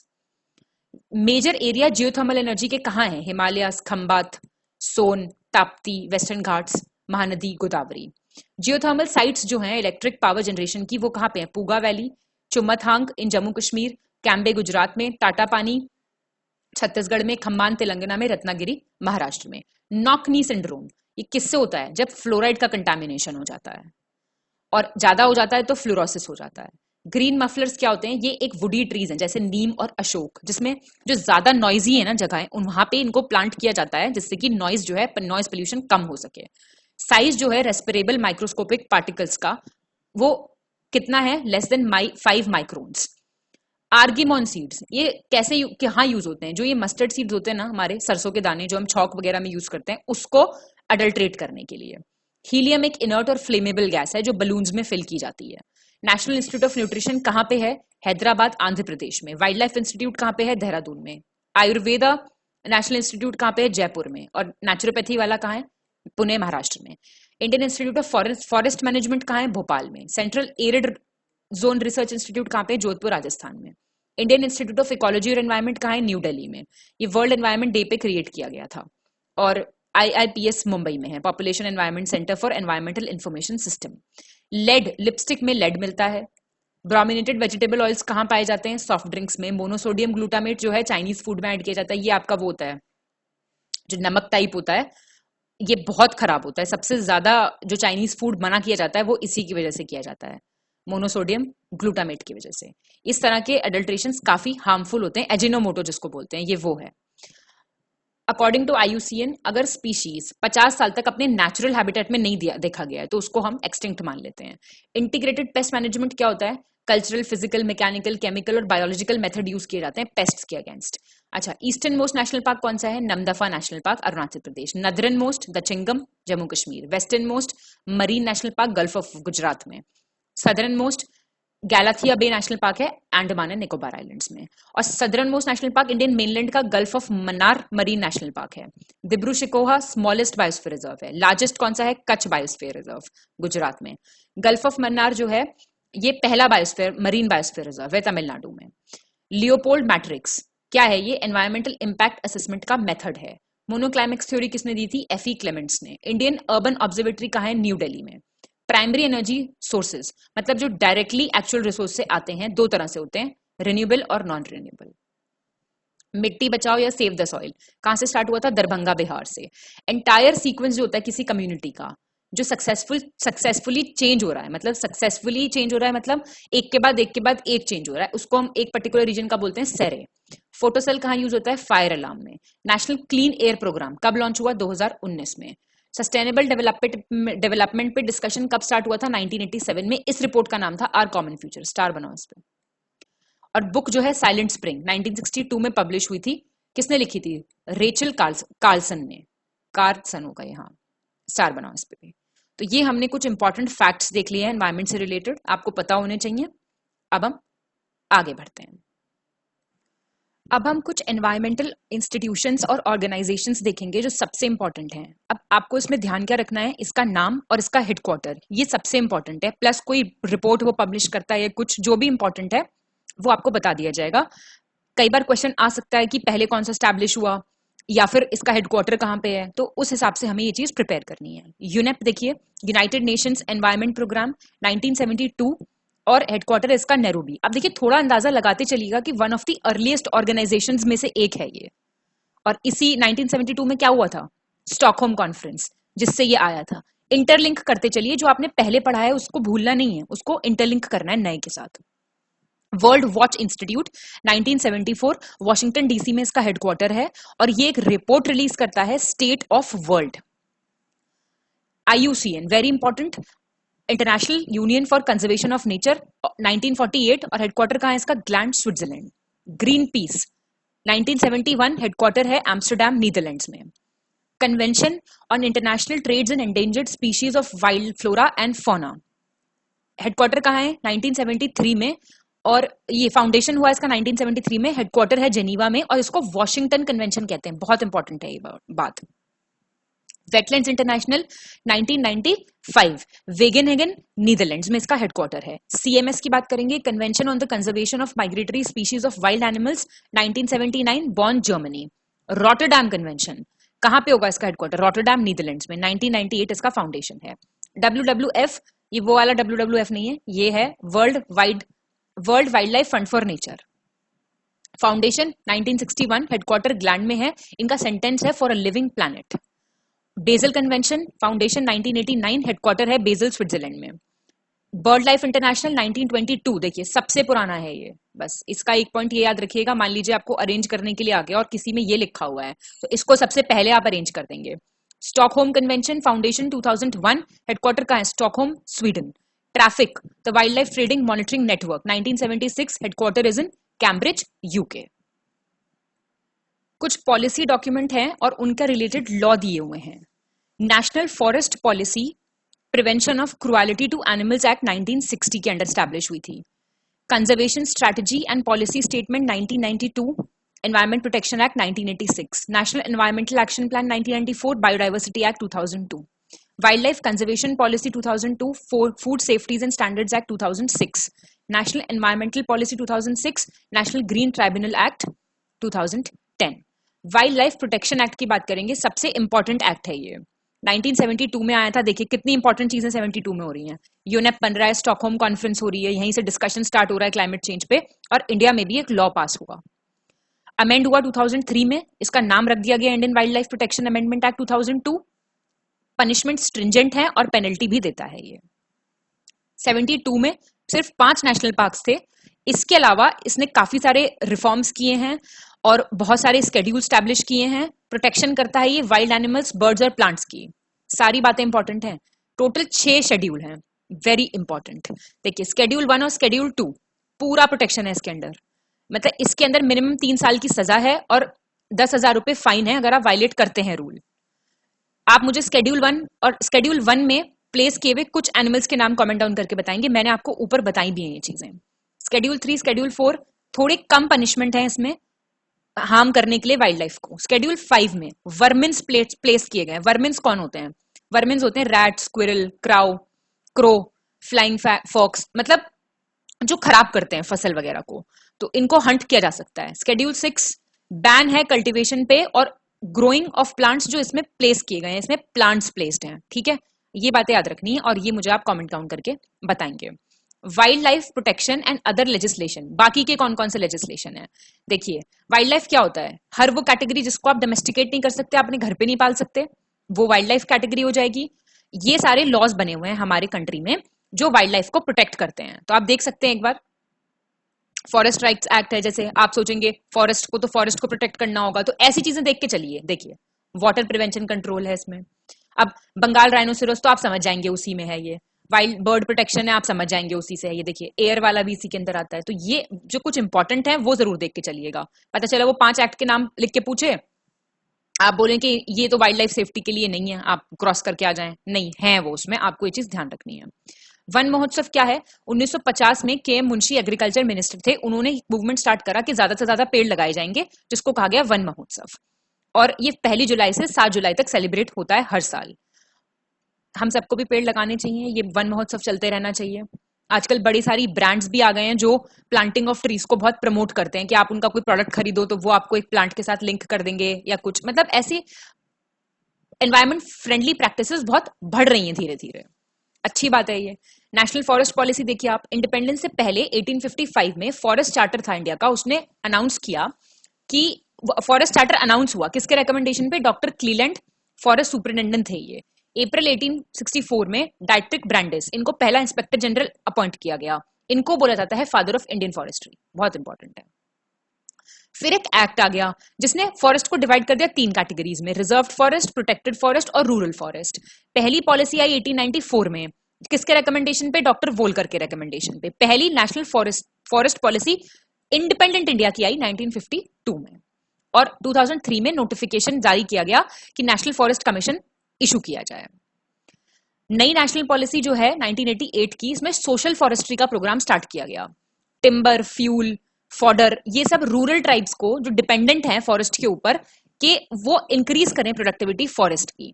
नेचुरल हेरिटेज को कंजर्व किया जाए, बायोडाइवर्सिटी को, और जीन पूल को। जीन पूल का मतलब क्या हुआ कि जो जीन्स हैं इस फॉरेस्ट के, सीड्स इंपॉर्टेंट, इन सबको प्रिजर्व किया जाए। बहुत सारे सीड बैंक्स भी हैं हमारे कंट्री में। कोई कमेंट डाउन करके बता सकता है कि सीड बैंक कहाँ है? किसी सीड बैंक का नाम बताइए। और मेंटेन करना है फॉरेस्ट कवर किस पे? 1/3 एंटायर ज्योग्राफिकल एरिया का 1/3 हिस्सा फॉरेस्ट मेंटेन करके चलना है। अब हम कुछ इंस्टीट्यूशंस देखेंगे एनवायरमेंट प्रोटेक्शन से related. National wild life board एक स्टैट्यूटरी ऑर्गेनाइजेशन है, ये इंपॉर्टेंट है, और एक्ट से आई है इसलिए स्टैट्यूटरी है। ये पॉलिसी बनाती है कंजर्वेशन ऑफ वाइल्ड लाइफ के लिए। बोर्ड के हेड होते हैं हमारे प्रधानमंत्री, बस ये इंपॉर्टेंट है। और वाइस चेयरपर्सन कौन होते हैं? हमारे minister of environment. Wild life crime control bureau, ये क्राइम्स देखता है वाइल्ड लाइफ से related. Ministry of environment forest के अंडर आता है ये, न्यू दिल्ली में इसका हेडक्वार्टर है और उसके 5 रीजनल ऑफिस भी हैं। Animal welfare board of India, ये श्रीमती रुक्मणी अरुंडाल के रिकमेंडेशन पे, उनके एफर्ट्स पे इसको स्टैब्लिश किया था 1962 में, Prevention of Cruelty to Animals Act के अंडर। चेन्नई में इसका हेडक्वार्टर है। बीएसआई और ZSI, botanical survey, zoological survey, 1890 में आया, काफी पुरानी है ये ऑर्गेनाइजेशन। जूलॉजिकल सर्वे आया 1916 में। दोनों के हेडक्वार्टर कहाँ पे हैं? कोलकाता, हम ऊपर भी देख चुके हैं। आइडेंटिफाई करता है ये और प्रिजर्व करता है किनको? प्लांट रिसोर्सेज को कंट्री के। अब कुछ इंपॉर्टेंट फैक्ट्स दिए हुए हैं वन लाइनर फॉर्म में, देखते चलेंगे हम। इकोलॉजिकल पिरामिड का कॉन्सेप्ट किसने दिया? चार्ल्स एल्टन, और ये दिया था 1927 में। जितनी छोटी फूड चेन होगी क्या होगा? एनर्जी ज्यादा होगी, कम होगी? ज्यादा होगी। फोटोसिंथेसिस कब होता है सबसे ज्यादा? 30 डिग्री पे। सब बहुत इंपॉर्टेंट लाइंस हैं ये। मैंग्रोव फॉरेस्ट जो है, tidal forest, evergreen forest, deciduous forest, ये सब तीनों कहां पाए जाते हैं? पढ़ चुके हैं आप पहले भी, अंडमान निकोबार में। लार्जेस्ट एरिया किस टाइप के फॉरेस्ट का है? Tropical, dry, deciduous. देखिए वेट और ड्राई में आपको कंफ्यूज करेगा वो, तो आपको ध्यान रखना है dry. Rapid pace of agriculture के चलते एक्सपेंशन ऑफ ग्रासलैंड हो रहा है। इस बायोम को क्या कहते हैं? Store of the future. पानी के ऊपर जो तेल बिछ जाता है उसको हम क्या बोलते हैं? ऑयल सिल। Red data book Indian plants की कौन पब्लिश करता है? अभी जो हमने ऊपर देखा, बोटानिकल सर्वे ऑफ इंडिया, जिसका हेडक्वार्टर कहाँ है? कोलकाता में। Third national wild life action plan का टाइमलाइन क्या था? 2017 से 2031 चल रहा है ये। National wild life action plan पहली बार कब गया? 1982 में। Indira Gandhi wild life sanctuary और नेशनल पार्क को क्या नाम से जानते हैं? Top slip. Nilgiri biosphere reserve किन 2 नेशनल पार्क से मिलकर बना है? बांदीपुर और नागरहोल, सब आप ऊपर देख चुके हो। Largest national park Hemis, Ladakh. Smallest कौन सा है? साउथ बटन नेशनल पार्क, कहां पे? अंडमान में। ओशियानिक नेशनल पार्क कच्छ में है। सबसे ज्यादा नेशनल पार्क्स कहां पे? 11 या फिर 12? मैंने बताया था ना आपको दोनों कंडीशन क्या है। मध्य प्रदेश। पहली ग्लोबल समिट सोशल डेवलपमेंट पे मार्च 1985 में कहां हुई? कोपेनहेगन में। ग्रीन इंडेक्स कौन डेवलप करता है? World bank. कितने कंपोनेंट्स हैं? 3, प्रॉपर्टी, नेचुरल रिसोर्सेज और ह्यूमन रिसोर्सेज। सरफेस एल्बिडो जो है वो अर्बनाइजेशन की वजह से क्या होगा? घटेगा, बढ़ेगा? अरे एल्बिडो का मतलब क्या होता है? आप ये मुझे कमेंट डाउन करके बताइए, मैं आपको 2-3 बार बता चुकी हूँ पूरे लेक्चर में। कमेंट डाउन करिए आप मुझे। अब डिक्रीज होता है। पहली बार नया चैप्टर ऐड हुआ, sustainable development and climate change. Ministry of finance ने ऐड किया, कहां पे? इकोनॉमिक सर्वे में, जो 2011-12 में आया था। पहला वर्ल्ड का सेव टाइगर कॉन्फ्रेंस 2010 में कहां हुआ? सेंट पीटर्सबर्ग, रशिया में। गंगा फ्लड कंट्रोल कमीशन 1978 में आया, कहां पे? पटना। यहाँ पे वो डॉल्फिन, विक्रमशिला डॉल्फिन वाला सेंटर भी पटना में ही है।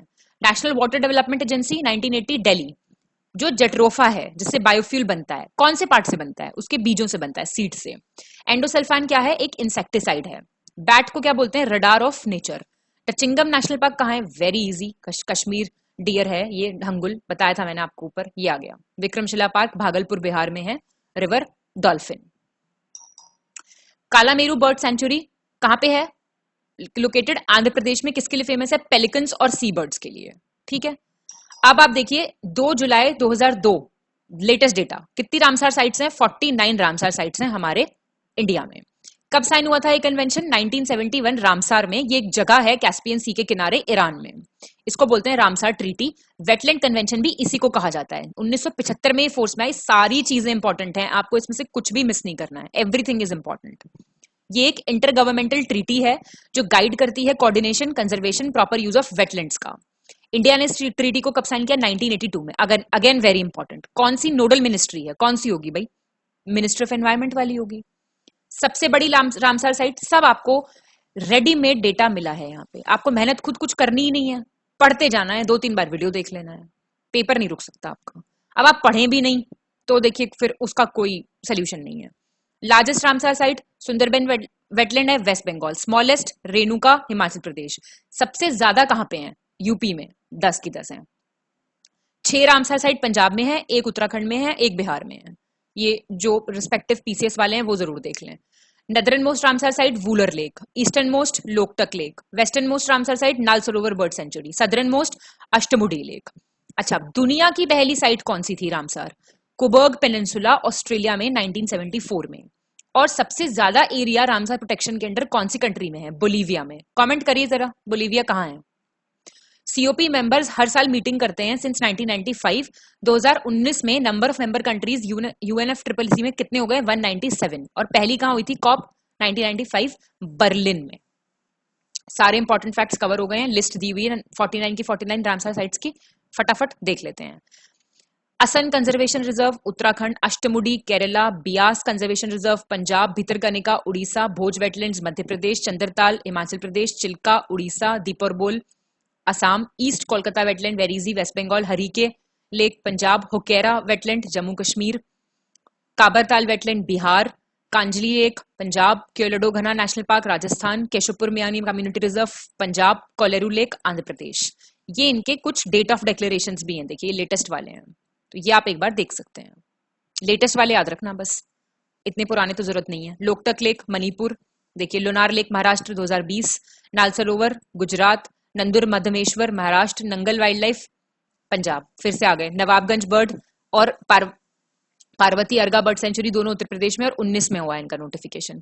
Point Calimere wildlife and bird sanctuary Tamil Nadu, Pong Dam lake Himachal Pradesh, Renuka सबसे छोटी जो है हिमाचल प्रदेश में है, Ropar lake Punjab, Rudrasagar Tripura, Saman bird sanctuary UP 2019, Samaspur bird sanctuary UP 2019, Sambhar lake Rajasthan, Sandi bird sanctuary Uttar Pradesh 19, Sarsai Nawar झील उत्तर प्रदेश 2019, षष्ठ मोकोटा लेक केरला में, सुंदरबंस वेस्ट बंगाल में, सुरनसार मानसार जम्मू कश्मीर में, सुर सरोवर देखिए 41st है ये यूपी में 2020 में, सोकर वेटलैंड कॉम्प्लेक्स लद्दाख में 2020 में, सोमोरोरी लेक लद्दाख में 2002 में, अपर गंगा रिवर ब्रिजघाट से नरोरा तक यूपी में, वेमनाड कोल वेटलैंड केरला में, वूलर लेक जम्मू कश्मीर में, Bhindawas wildlife sanctuary Haryana में, सुल्तानपुर हरियाणा में, Thol lake wildlife sanctuary Gujarat में, वधवाना वेटलैंड गुजरात में, हैदरपुर देखिए उत्तर प्रदेश में, खजीड़ा गुजरात में, देखिए लेटेस्ट है एकदम 2021, और सबसे लेटेस्ट है बखीरा यूपी में, कब?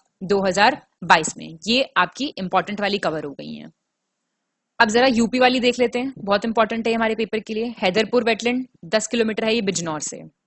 नवाबगंज उन्नाव में, पार्वती अर्गा गोंडा, समन बर्ड सेंचुरी ये मैनपुरी में, समसपुर रायबरेली में, सांडी बर्ड सेंचुरी हरदोई में, सरसाई नावर झील इटावा में, आर्टिफिशियल मैनमेड रिजर्वॉयर है ये सूर सरोवर जिसे कीथम झील कहते हैं आगरा में, अपर गंगा रिवर ब्रजघाट से नरोरा बुलंदशहर में, बखीरा संत कबीर नगर में। ठीक है, ये सारी इंपॉर्टेंट वाली हैं। अब देखिए वर्ल्ड हेरिटेज साइट्स देखेंगे हम, कितनी है इंडिया में। एक तो ये नंबर याद रखना सबसे ऊपर वाला 40 है एज ऑफ 5 जुलाई 2022, बिल्कुल लेटेस्ट डेटा है। इंडिया की 40वीं कौन सी थी? धोलावीरा, हरप्पन सिटी है ये, रन ऑफ कच्छ में, और यूनेस्को वर्ल्ड हेरिटेज साइट है ये, बस और इसके लिए कुछ इंपॉर्टेंट नहीं है। 39 देखिए रुद्रेश्वर टेम्पल, रमप्पा टेम्पल, पालमपेट वरंगल तेलंगाना में। रुद्रेश्वर रमप्पा टेम्पल ये मुलुगु डिस्ट्रिक्ट में पड़ता है, वरंगल में, तेलंगाना में, बस और आपको इसमें कुछ नहीं देखना है, नाम पता होना चाहिए। अब देखिए आर्कियोलॉजिकल सर्वे ऑफ इंडिया की प्रोटेक्शन में 22 हैं। कौन कौन सी? Cultural sites, Agra fort UP, Ajanta caves Maharashtra, Ellora Maharashtra, Taj Mahal UP, group of monuments at Mahabalipuram Tamil Nadu, sun temple Orissa, churches and convents of Goa Goa, Fatehpur Sikri Uttar Pradesh, group of monuments at Hampi Karnataka, Khajuraho MP, Elephanta Maharashtra, Chola temples Thanjavur के, गंगाई कोंडा चोलपुरम और दरासुरम के Tamil Nadu, group of monuments eight पतडकल Karnataka, और आपका बुद्धिस्ट मॉन्यूमेंट सांची के एमपी, हुमायूं टॉम्ब का है Delhi, Qutub Minar Delhi, rock shelters Bhimbetka के MP, ये सबसे पुरानी है ये यूनेस्को में शामिल हमारे इंडिया की। Champaner Pavagadh Gujarat, red fort complex Delhi, hill forts of Rajasthan में है, और रानी की वाव क्वीन का स्टेपवेल गुजरात में पटन में, और नालंदा महावीरा का है बिहार में। और मिनिस्ट्री ऑफ रेलवे के अंडर जो आती हैं वो 2 आती हैं, देखिए वो ये सब आर्कियोलॉजिकल सर्वे ऑफ इंडिया वाली देखी आपने। माउंटेन रेलवे और इंडिया दार्जिलिंग, नीलगिरी, कालका, शिमला, ये वेस्ट बंगाल, तमिलनाडु, हिमाचल प्रदेश, छत्रपति शिवाजी टर्मिनस महाराष्ट्र। अब बोधगया टेम्पल मैनेजमेंट कमेटी देखती है एक को, कौन सा देखती होगी? महाबोधि टेम्पल कॉम्प्लेक्स बोधगया में, ये है बिहार में। और राजस्थान स्टेट आर्कोलॉजिकल म्यूजियम्स के अंडर कौन सी आती है? जंतर मंतर आती है। चंडीगढ़ एडमिनिस्ट्रेशन के अंडर आती है architectural work of Le Corbusier and outstanding contribution to the modern movement. Ahmedabad municipal corporation देखता है हिस्टोरिक सिटी ऑफ अहमदाबाद को, और Bombay municipal corporation Victorian and art deco ensemble of Mumbai को। Jaipur municipal corporation Jaipur city को देखता है। देखिए कुछ नेचुरल साइट्स हैं जो एनवायरमेंट मिनिस्ट्री देखती है। Kaziranga Assam, Keoladeo Rajasthan, Manas Assam, Sundarbans West Bengal, Nanda Devi Uttarakhand, Western Ghats Karnataka, Kerala, Maharashtra, Tamil Nadu, Great Himalayan Himachal Pradesh, और एक मिक्स्ड साइट है कंचनजुंगा, इंपॉर्टेंट है ये, सिक्किम। और रुद्रेश्वर टेम्पल, रमप्पा, ये अभी आपने दोनों देख ही लिए हैं। बस आपके हो गए सारे कंप्लीट। पढ़ के जाइएगा सारी चीजें, इसी में से सवाल आएंगे। अब हम देखेंगे हमारे 10 ब्लू फ्लैग बीचेस। कौन देता है? FEE, fee, foundation for environment education in Denmark है ये। इको लेबल देता है ये ब्लू फ्लैग सर्टिफिकेशन। देख लीजिए जरा, शिवराजपुर गुजरात, गोगला दीव, कासरगोड पादुबिद्री कर्नाटका, कप्पाड़ केरला, ऋषिकोंडा आंध्र प्रदेश, गोल्डन उड़ीसा, राधानगर अंडमान एंड निकोबार, कोवलम तमिलनाडु, और एडन पुडुचेरी। अब देखिए कुछ भारत स्टेज एमिशन स्टैंडर्ड्स हैं, उनके नाम दिए हुए हैं, ईयर दिया हुआ है, और किस लेवल पे हैं वो ये दिए हुए हैं। आप मुझे, वैसे तो आप बता ही देंगे, इसमें लिखा ही हुआ है, छोड़िए कि अब हम कौन से भारत स्टेज नॉर्म पे चल रहे हैं। हम 6 फॉलो कर रहे हैं 1 अप्रैल 2020 से, तो आप ये एक बार देख सकते हैं। कुछ एनवायरमेंट इंस्टीट्यूट्स देख लीजिए, नीरी बता चुकी हूं मैं आपको पहले भी, एवियन रिसर्च हम कवर कर चुके हैं। सबसे बड़ा म्यूजियम कौन सा इंडिया में? चेन्नई तमिलनाडु। सबसे बड़ा फिश एक्वेरियम क्या है? मुंबई महाराष्ट्र। लार्जेस्ट जू क्या है? Alipur Kolkata. Largest bird park Bharatpur Rajasthan. और लार्जेस्ट जू जो है वर्ल्ड का वो है क्रूगर नेशनल पार्क। और सबसे बड़ा जूलॉजिकल पार्क कहाँ पे? बर्लिन जर्मनी में। अब कुछ ग्रीन हाउस गैसेस दी हुई हैं और उनके सोर्सेज हैं और इफेक्ट हैं, ये बहुत इंपॉर्टेंट है। कार्बन डाइऑक्साइड, देखिए जब एनर्जी प्रोडक्शन होता है उसके कंबशन से, गैसोलीन कोल वुड, क्या करता है ये? अर्थ का टेम्परेचर यही तो बढ़ा रहा है। कार्बन मोनोऑक्साइड, ये इनकम्प्लीट कंबशन से होता है फ्यूल से, ये रेस्पिरेटरी प्रॉब्लम्स क्रिएट करता है। सल्फर डाइऑक्साइड, ये सेम फ्यूल जलने से एसिड रेन होती है। नाइट्रोजन ऑक्साइड, सेम फर्नेस में जो फ्यूल जलता है टेम्परेचर बढ़ाता है और सांस लेने में परेशानी होती है।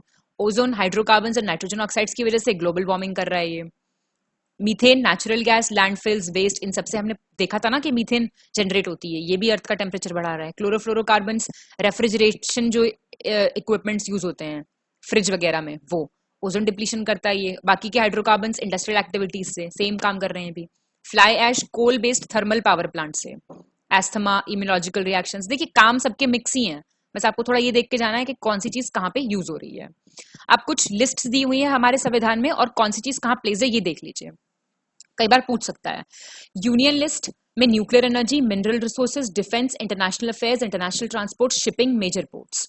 स्टेट लिस्ट में आता है public health, cleanliness, hospital, agriculture देख लीजिए, इरिगेशन, ड्रेनेज और क्रिमेशन ब्यूरियल, ये 3 इंपॉर्टेंट है, ये ध्यान ना रहने की संभावना ज्यादा होती है।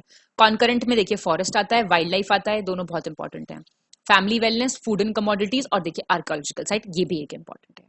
इस तरीके से हमने हमारे सारे इंपॉर्टेंट फैक्ट्स जो आपके पेपर के लिए बहुत इंपॉर्टेंट हैं वो देख लिए हैं। उम्मीद करती हूँ आपको ये सेशन हमारा बहुत अच्छा लगा होगा। बहुत मेहनत लगती है हमारी साइड से, तो ये एक्सपेक्टेशन है आपसे कि आप एटलीस्ट अपना एग्जाम तो क्लियर कीजिए पढ़ाई करके अच्छे से, आपको ज्यादा से ज्यादा फायदा पहुंचे इन सब सीरीज से।